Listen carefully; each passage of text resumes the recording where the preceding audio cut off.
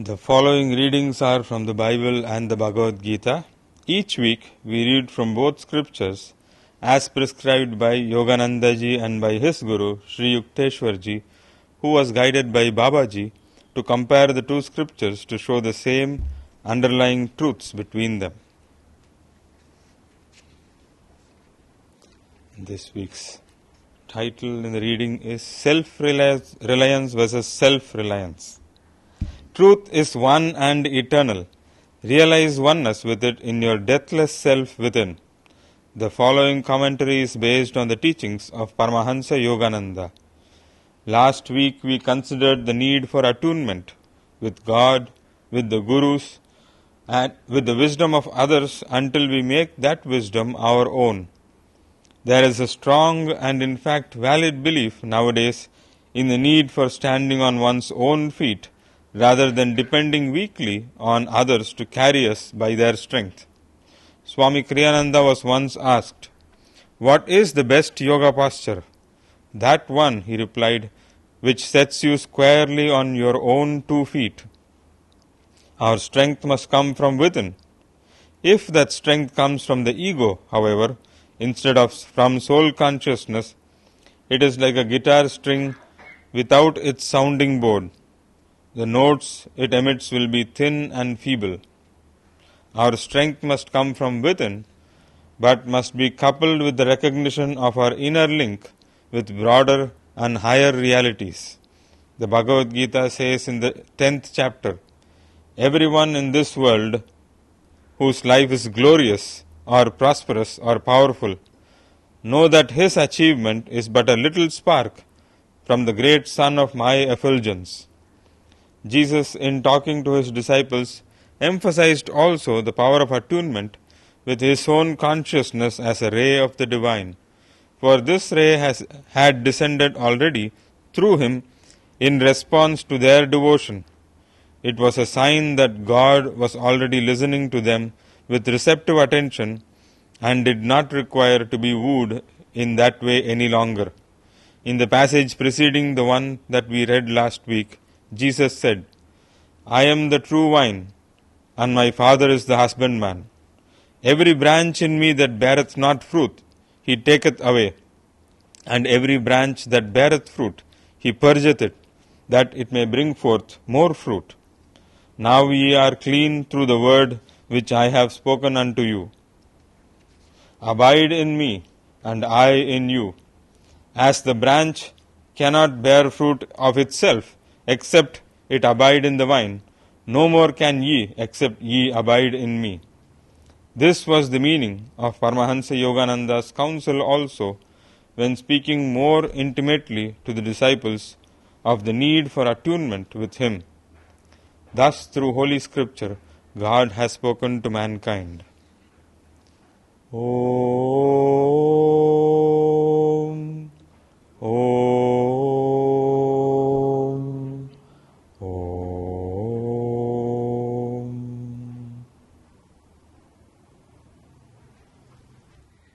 This is entitled, "I Pour Out My Love at Thy Feet of Immortality."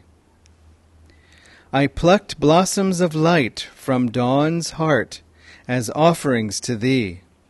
I have lighted lamps of wakefulness in the temple of my morning's silence.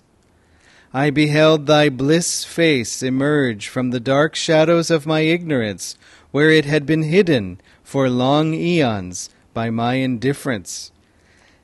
And seeing Thy smiling joy, I know that my own happiness mirrored Thy blessed image. My heart's tiny capacity for love mirrored Thy infinite love. My peace of mind mirrored Thy awe-inspiring, majestic calmness. I will blame the fates no longer for any suffering that comes my way. Beloved Divine Mother, it was my self-made darkness that hid the glory of our mutual love. Now I see myself reflected in Thy bliss, and I know that I too am perfect bliss. For my own mirror is clear now. I behold Thy reflection in it, O Thou ever-sacred, omnipresent, perfect bliss. I pour libations of my love at thy feet of immortality. I pour out my heart to thee from the overflowing chalice of my soul. I wash with the precious musk of my reverence thy feet of ever-removing progress in everything. Sorry, I didn't sound right. I wash with the precious musk of my reverence thy feet of ever-moving progress in everything. Well, good morning, everyone. Thank you for coming. So nice to have you here. And so lovely to be able to have this subject, self-reliance versus self-reliance. It's a really vital thing, as we find all things on the spiritual path, with all things on the spiritual path and in life in general, truth is really in the middle. And if we're too much on one side, we have to come to the middle. If we're too much on the other side, we have to almost speak against it, opposite it, just to move us to the middle. And another way of looking at the middle is that we're all approaching the truth. It's not just linear, it's also circular. We're all approaching the truth from different angles, different perspectives, all trying to get to the middle. Maybe it's not even circular, it's spherical, or even some four-dimensional sphere, and at this point, who cares? The point is, that almost any attitude that you see, especially, for example, if it brings up the thought to reject it, or to criticize it, or to say, that's not how I am. You can usually find truth in it. You can find some good lesson in it. You can find a way that it has its own validity. It may not be valid in all of its parts or in all of its implementation by someone. It can be easy to overdo, but there can be some lesson in it. And the hint that there might be some lesson in it is by our own very reaction to it. Swamiji said he would watch himself, and whenever he had any kind of reaction of, just, oh, I don't like that, or oh, that's not for me, or oh, whatever, he would pause and wait and see why. Why did I take special notice of that? In other words, why did it bring up some kind of response in me? What lesson is there for me in this? So it's really helpful to look for that, because otherwise we just sort of affirm our own egos. I'm not this kind of person. I'm not that kind of person. This is who I am. I don't like that. And, it's fine if we want to stay in jail forever.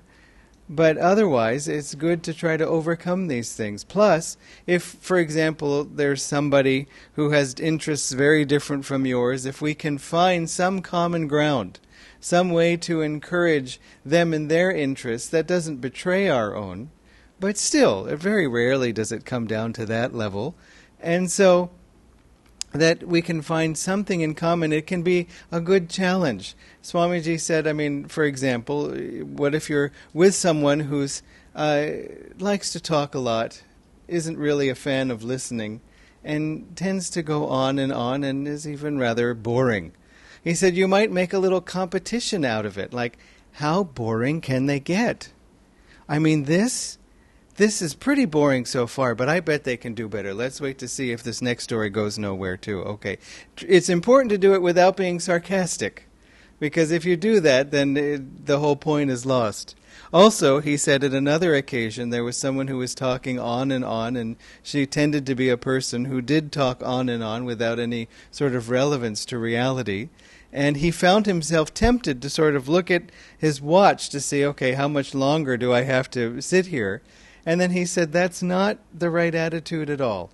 I should be open to whatever God is trying to tell me in this moment. And he said, and just at that time, she said something to him, just sort of almost randomly, that was exactly what he needed to hear. It was a suggestion about Ananda community at that time. And it was perfect.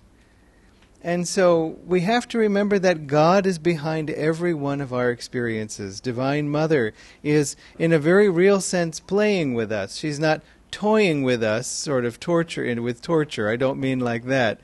I just mean she is on duty, especially when it feels like she's not. She's there, she's saying this is a test you need to pass, or this is an experience you need to learn from, or this is something you need to learn to not take so seriously. Meaning this situation may not be under your control, and it may not be for you to control it even if you could. In other words, just go with the flow, see what's trying to happen, see what's going on with the other people or the other themes, and trust me to take care of it. But you see, we have to understand also this self-reliance versus self-reliance. It's little s, it's chinna s, self-reliance, versus the pariya s, the only s, the adi s, the first s. So, last week we were talking about attunement, and attunement is vital. And if you say, well, I'm not sure what you're talking about now, but I remember attunement, then that's fine. Just remember attunement, because it's the most important thing. But we also have to bring our own energy to bear. We have to put out our own energy. That's why Swamiji said the best yoga posture is that which helps you to stand on your own 2 feet. We have to be strong in ourselves. You could very much define even samadhi, oneness, as being strong in yourself. Because, of course, then yourself becomes the big self. But still, it's very much needed. You might think that if we want to be attuned, if we want to go with the flow, if we refer everything to God, we may just say, okay, God, I am yours and I do whatever you say. But then, since you haven't said anything, I'll just go and do whatever I think is best. You see, we have to be very careful with referring our strength to God's strength, asking God for help. Thank you, Saluja. My throat is uncomfortable in a very non-contagious way. So, we have to be very strong in ourselves, and yet we find... So, for example, some of us come to the spiritual path seemingly with a great amount of strength, with I have willpower, I do what needs to be done, I make things work, I see something, I pursue it, I get it. And that's good. It's helpful to have that kind of strength. Usually we come to the spiritual path because we find that doesn't work all the time. Sure, I'm so intelligent and so perceptive, and I can see and I can make things happen, I can manifest, until I can't. You see, all you have to have is, hit up against one wall of tough experience and go, oops, the whole time Divine Mother had arranged everything for us, and we said, see what I have done. And she says, yeah, that's cute. And then when it's time to grow up, then we suddenly realize the limits of our power, that no matter what, I couldn't do anything about this situation, or this was unfair, or this got swept away, or I tried and I explained, and no one listened. And you sort of want to say, excuse me, don't you realize this is me talking, either from my seat of wisdom, or to say, but don't be upset, don't be mad, it's me. But when people are upset, they probably don't even see that it's you. You're just an obstacle in the way of their dinner or whatever it is.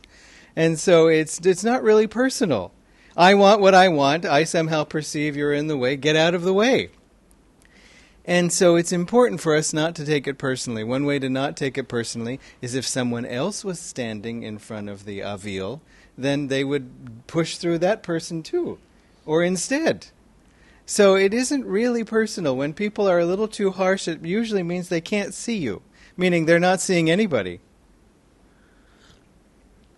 So it can also be a reminder to us to be more careful ourselves with others.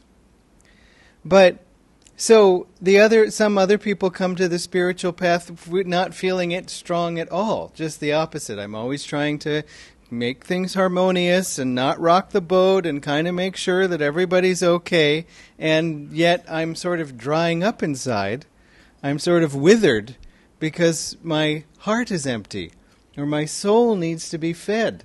I've kind of made everybody have a comfortable party, and I'm glad, but so what? After a while, especially if we find that kind of friendship is not returned. Even if it is, it's still not enough. We just feel empty inside. if we give too much of ourselves away without being replenished. And so that, again, appears not to be strength, but of course accommodating, finding a compromise, putting my own wishes, if not to the side, at least held in balance against the greater needs of the situation, is a great strength. So anybody who comes to the spiritual path usually does so from a place of strength. Why? Partly because it takes strength to come to the spiritual path. I mean, how many billboards, how many advertisements, how many movies do you see of everyone saying, find it all within yourself, don't worry about anyone, meditate on God, merge with God, leave this land of illusion? You don't see much of that advertised. As Swamiji said, why do we have to speak so strongly about the spiritual path? Because everybody and his uncle is shouting in the opposite direction, is campaigning. More Maya, please, more Maya.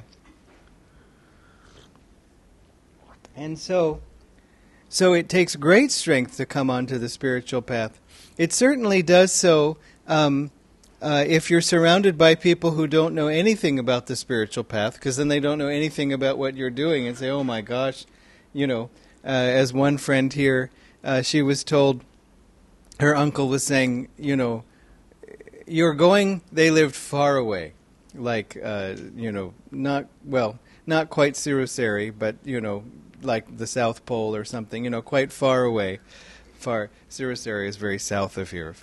So, and she would come to our old center in Alwarpet, and he said, what are you going all the way there for yoga? There's one yoga place just right here.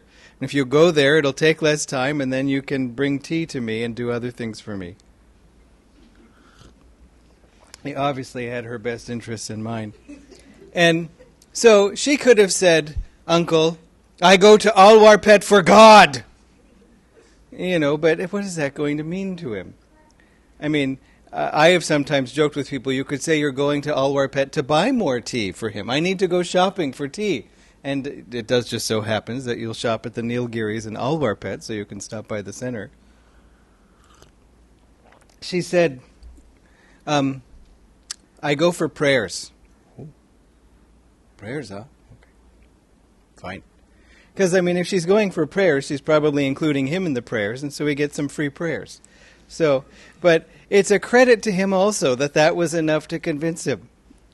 So, you sometimes find an answer that may not be the whole answer, but will be agreeable to the person, because it matters. If we're going to talk to people, let's talk to them, if we can, in a way that they can relate to. Otherwise, what's the point? If we're not thinking about whether they can hear me, then we're just talking to be heard. Just talking and having it bounce off the head of whoever's in front of us. So we should consider their interest, their receptivity. And if there's nothing there, then don't talk. It's really that simple. Let them talk. You can sort of do Hong Saw quietly.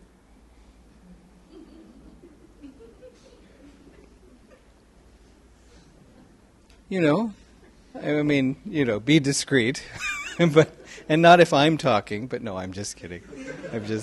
Go ahead. But we want to, like I said, it took strength for her to be able to follow the path against the sort of preferences of people around her.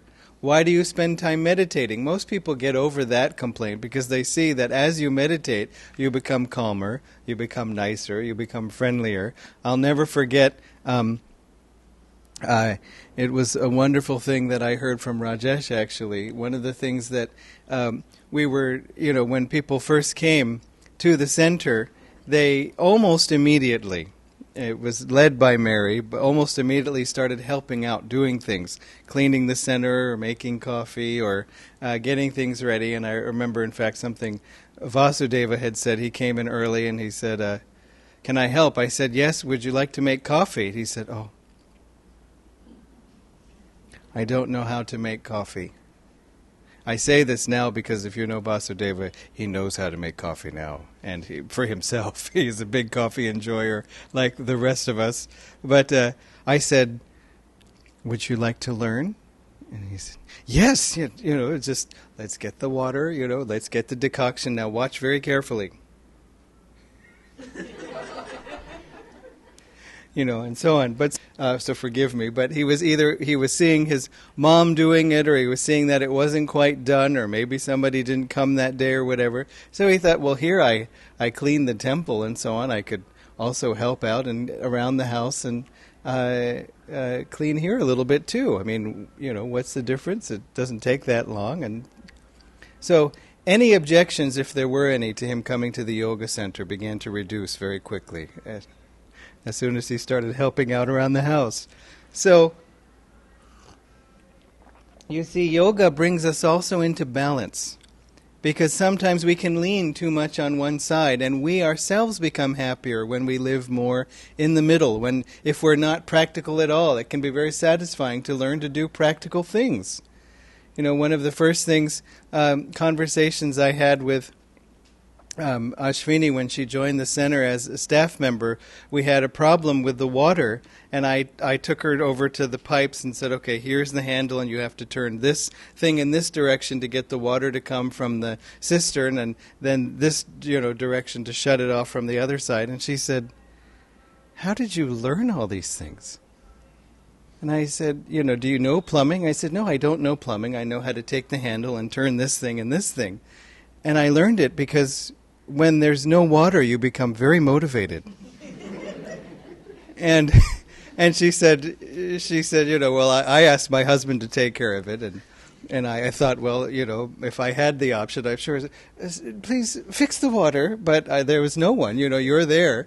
And so I said, but I don't know anything about plumbing besides that. Ask me something about a valve or a joist or something, and I won't know anything about it. I just know this, and suddenly the water's back. So, but otherwise, what do we do? There's no water. Divine Mother, can you please bring the plumber? And so on. So it doesn't hurt to just learn how to do some things ourselves so we can put ourselves out of our own misery. And then if we can help others with that too, it's fine. In other words, God is in everything. So why not? If there's a blockage to our energy, a blockage to our movement, it's there to be overcome in certain ways. Maybe outwardly we can overcome it, just blast through it. In another way, maybe we can learn to go around it. Another solution may be that we're not even going this way. This is a sign that you're going the wrong way. Go that way. That's where God's trying to send us. And sometimes it's just that we have to do our best. And, every day, suppose it's a brick wall, every day just tink, tink, tink with a little hammer and a chisel, because it's not going away quickly. Pray to God, too, to help. Some tests are the lesson is endurance, not quick satisfaction, that it's a long haul, it's a big karma.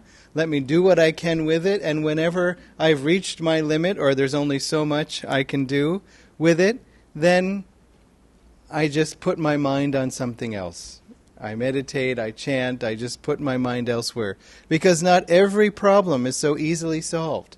If it is, then we never learn endurance. And you see this with some people. If they're particularly skilled, talented, and never really have had to work hard to figure out something, then at the first sign of real trouble or confusion, they say, oh, I can't do it.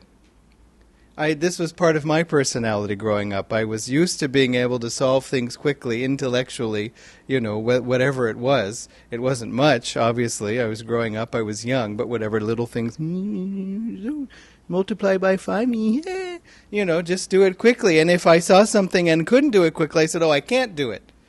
Because those are only two choices. If you do it, it has to be quickly. Otherwise, you can't do it at all. And really, when education became difficult for me, I was really sort of thrown, because I had never gotten to the point where things were really, really difficult. I mean, like brain-breaking difficult. It's really nothing to brag about, but it was something that really... meaning it's not bragging. If you saw what it was, you say that was what you had trouble with. But anyway, that but I began to realize, what choice do I have? I'm in this class. It's too late to drop it. I have to just claw my way to some kind of understanding. And it was very helpful for me because I had friends who said, "Man, everything comes quickly to you, man." And I would say, well, out on the soccer field or the football field, everything comes quickly for you, where I'm sort of, just trying to stay upright. And but in this case, I began to understand how you have to just work and struggle, and something that starts out completely impossible looking, slowly starts to resolve itself, slowly starts to become clear, slowly you begin to understand this corner of it maybe. And in time, after all, this knowledge is just human knowledge. It's something that people have come up with. It's hopefully based in some deeper reality, but it's learnable. It's not as if it's in a different language than whatever it is you're studying, I assume, unless you're studying language. But anyway, it's also again, as other people have figured it out, I can probably figure it out too. You have to have a certain amount of certain courage and even almost a disrespect for it. Not really disrespect, but not, oh my God, I could never understand. And then you understand it and whatever. And so that kind of strength can be very helpful. That kind of just determination day after day, showing up, not making much progress. Oh well, Nalaki. I'll just hope for some better success, Nalaki. That kind of endurance is very helpful. And so this, again, we get what we need. And so just the opposite to that is someone who says, yeah, I'm fine, I'm always fine, I continue to exist. Every day I exist. Okay, fine, but let's use our brains. Sometimes you may find that I get this sometimes. My brain needs a little bit of exercise in a certain way that I haven't exercised it recently. You read a book or you read an article on some subject that you know nothing about, just to kind of stimulate your creativity or your interest. But we're always trying to come to, how can I be stronger in myself? That's what God's tests are for. And so we have to really see in the moment, is this a time when I should speak up for myself? Is this a time when I should not speak up? Because who cares? Somebody saying something doesn't make it true. So if they say I'm terrible, doesn't make it true. If they say I'm great, it doesn't make it true either. We're all children of God. And so we begin to find that these things, as we come deeper on the spiritual path, a lot of the outer things don't give us the same thrill that they used to, that it's more that we're looking for an endorsement from within. This feels right to me. This is producing calmness in me. This is making me more joyful because I feel the truth of it. I don't really need anyone to acknowledge it or not. I know it's true. When you have your intuitions and they're correct, then you feel a certain confidence in that because you know they're true. And someone can say, there's no way that's true. And the answer is not, it was by my intuition I have seen it. Because nobody likes to hear that. But to just say, well, let's see. That's what Sri Yukteswar would say. Master said, he didn't say, I prophesy that this will occur. He just say, well, let's see. But you tended to notice, Master said, that whenever he said, let's see, that, well, it happened. Master was the same way, Swamiji said. He would say, don't you think it might happen? Could happen. It did happen, if he said it. But he didn't make a point of doing that. Because why? Then everyone would just worship him and adore him, and this is something we can develop in ourselves. As Krishna says, what the greater person does, the lesser person imitates. So, for example, Master was showing us attitudes that we could imitate, that would help us. If we walked around saying, I prophesy that such and such will occur, all it takes is the one prediction to go wrong, and there's your credibility shot. So we want to remember always to have our own strength, to be strong, but to refer it to God's strength. When we've been defeated in the past, it's probably because we either were not listening to the divine and what God wanted, and may have chosen a wrong direction. So what? That's how we learn. What's the big deal? Or it may be that outward success was not the lesson we needed. I mean, do you gain greater strength by having calmness and joy after success or after a setback, after failure? I mean, is it something to brag about? Everything went well and I was happy. Wow, good for you. It's nothing went well and I had to withdraw into myself and then I was happy. That's something. You remember that story Jyotishji told of they had built this dome, he and Swamiji, I think it might have been the second dome at Ananda, and the whole thing, just as they were about to finish the last piece, the whole thing fell apart. And it was really discouraging because when this thing fell apart, it broke in such a way. In other words, they had attached all these pieces of wood together, and the pieces of wood broke. I mean, if it's just that the screws had come out, it would have been the same pile of sticks again that you could assemble. But they broke, so it was nothing to be done but to just throw them out. And he saw Swamiji later, and he thought, and Swamiji was by himself, and he thought, oh, he's probably just, he wants to be alone right now. I understand. I mean, after such a setback. But he could hear Swamiji, and I think Swamiji was saying something like, too much joy, too much joy. He was feeling ecstasy. Of course, he wasn't feeling joy because, oh, it broke. How joyful. But to withdraw into himself and feel that, oh, but there is joy in me no matter what's happening. This is one of the things that is often misunderstood in the Gita, or at least was misunderstood by me. That the wise man looks upon a stone the same as a bar of gold. And it's like, okay, if they're the same, can I have both of them? Then you throw the stone away. Sorry, this inane thought just occurred to me. Regards an enemy and a friend, with equal attitude or whatever. It's like, why is that? You treat your friends like your enemies? I mean, given a choice, I'll take the friends, please. And I forget there's one other thing like that, regarding suffering or happiness with equal measure. And so a misunderstanding can be that, well, if I see a stone and I go, fine, but I see gold and go, no, same as a stone, same as a stone. That it just seems like we have to become numb. That I do not react when there's a stone or when there's gold or when there's sand or when there's idli. I don't react. So I asked Swamiji when he was commenting on the Gita, he was making these Gita videos which are online now, not the sort of the 10-minute ones, but the longer ones. And he said, of course it doesn't mean that, because Krishna says a saint's joy is, a saint regards these things the same. And, you wouldn't be a saint if you were just dead inside. I am a saint. I feel nothing. Nobody would want to become a saint if that's what it looked like. And Swamiji said Krishna's meaning is that a saint's joy is undisturbed with regarding a stone or gold, a friend, an enemy, and so on. That we're in such joy that we're just not bothered. It doesn't really impact us. It's not that you see your friend and say, you are the same as an enemy. Obviously not. Obviously not. But it's that, because if we get excited, ooh, here's my friend, now I feel more complete, then what happens when that friend goes? Now I am less.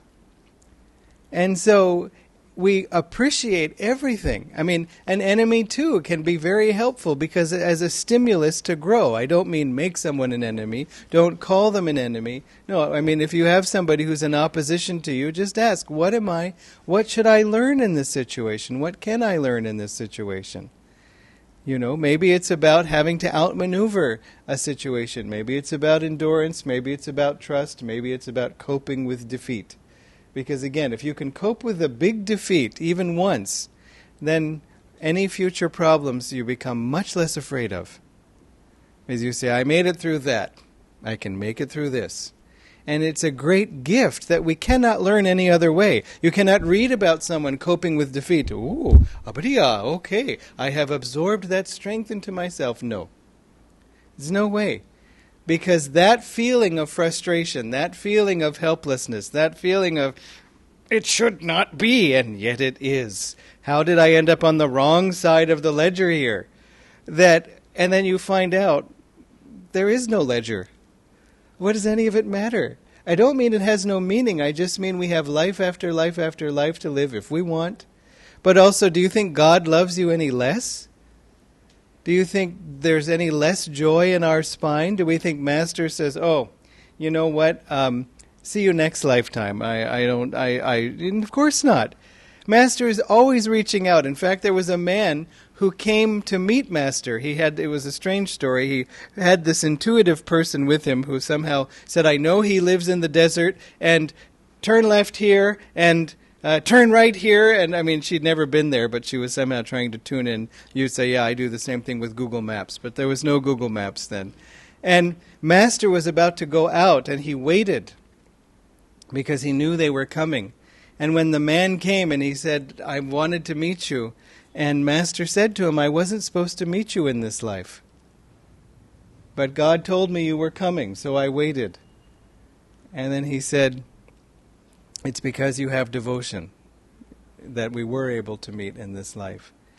So even when you're not supposed to meet in this life, you meet in this life. You see?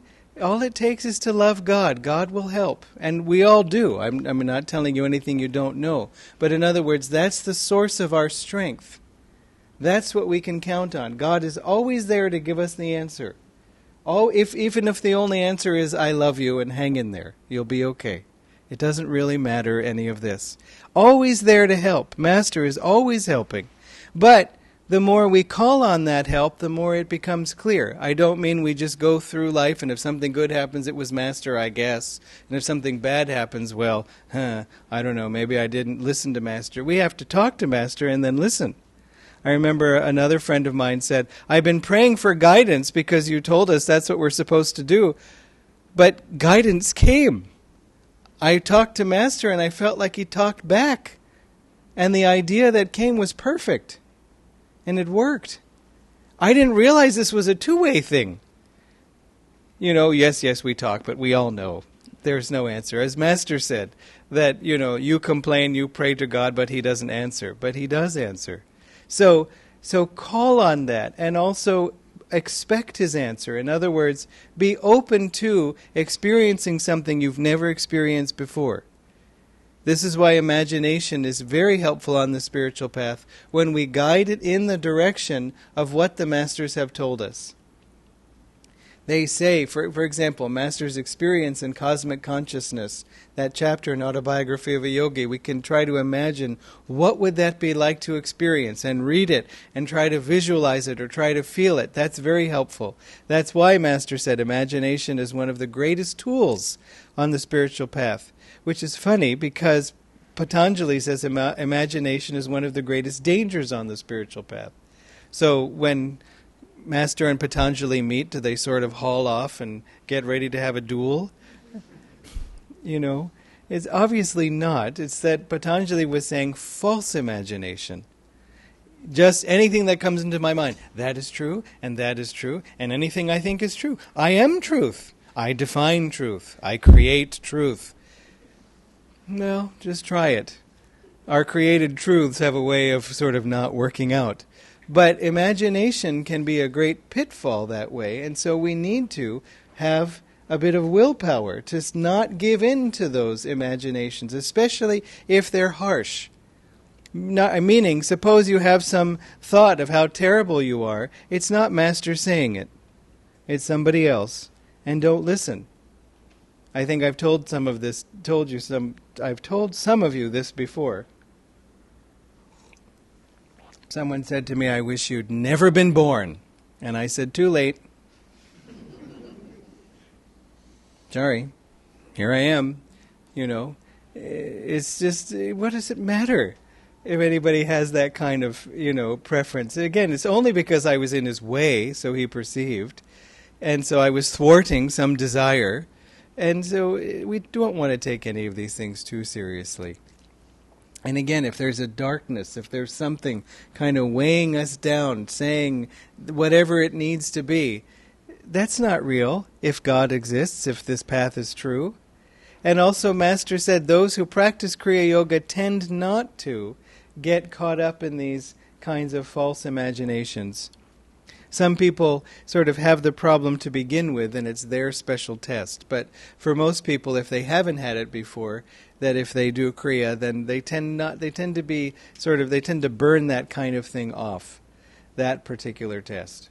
But still, we always have to be vigilant to just say what is true and what truth do I feel in myself.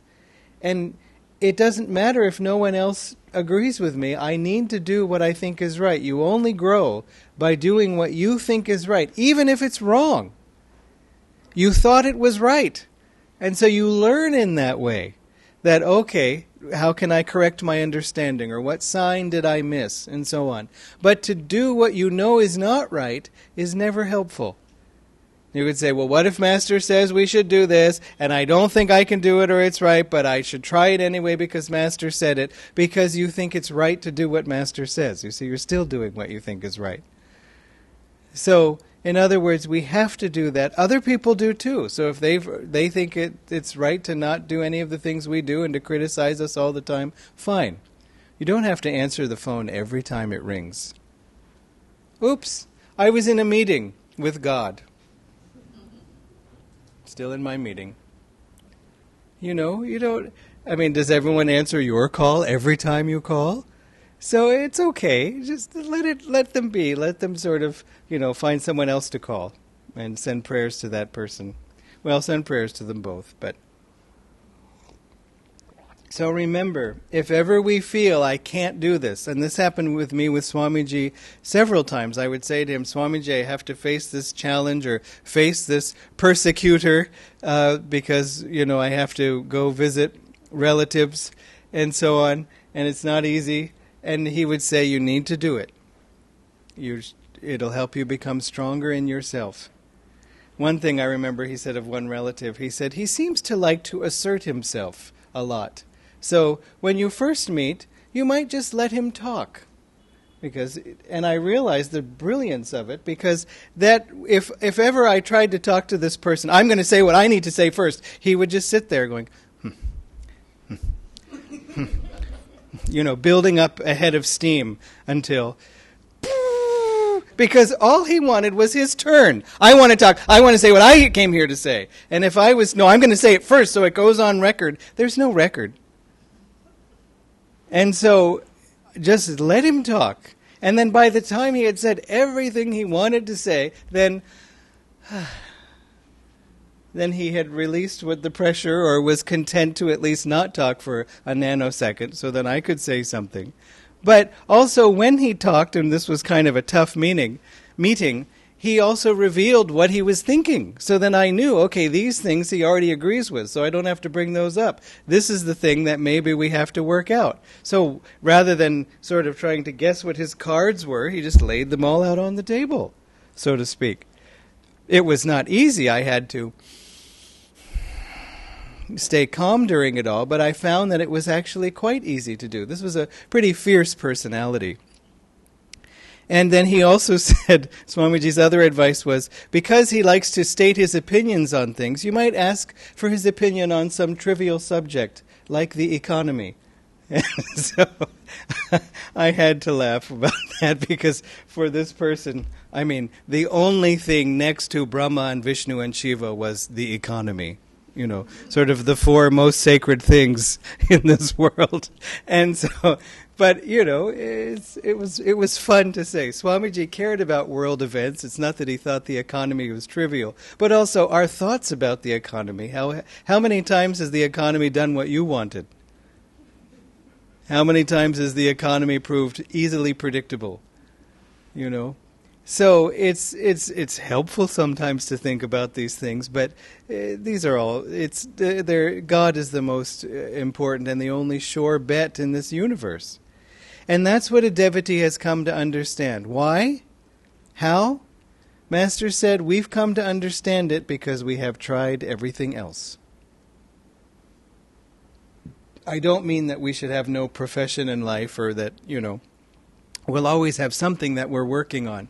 But if we see that, listen, start with God because it works, it's because we've tried it without God long enough to see that it doesn't. Lots of opportunities to. I certainly did. I discovered it a lot.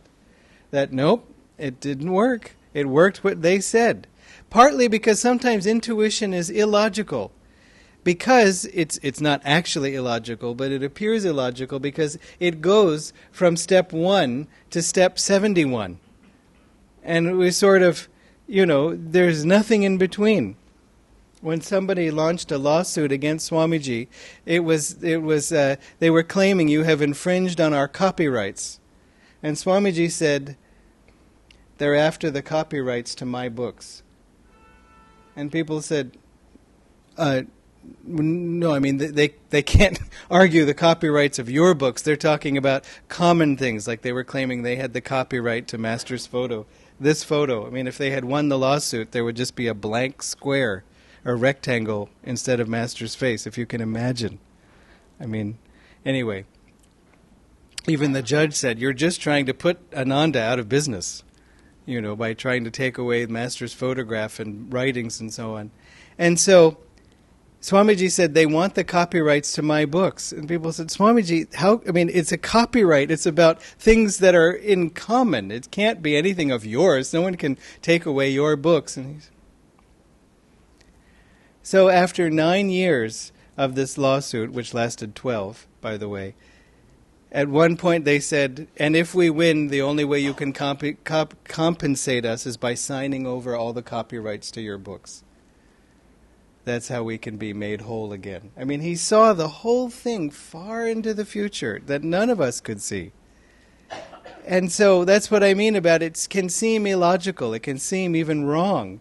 That, you must not have understood. But it's always that way. That happened with Dhyanaji. She was on the phone with Swamiji and she said, Swamiji, I'm visiting India for 5 weeks. And he said, 5 months, wonderful. She said, no, Swamiji, 5 weeks, 5 months, perfect. And guess how long she was in India? 5 months. And then also, basically the rest of her life. It's been, 20 years now or something more. So anyway, the main thing is be strong in yourself, and if you don't feel strong, you need to develop that. And usually that strength comes from doing what you think is right and not listening too much to other people's opinions. Just this song, Walk Like a Man, that's why we sang it. Another song, Go On Alone, that, how does it go? Some men, singularity,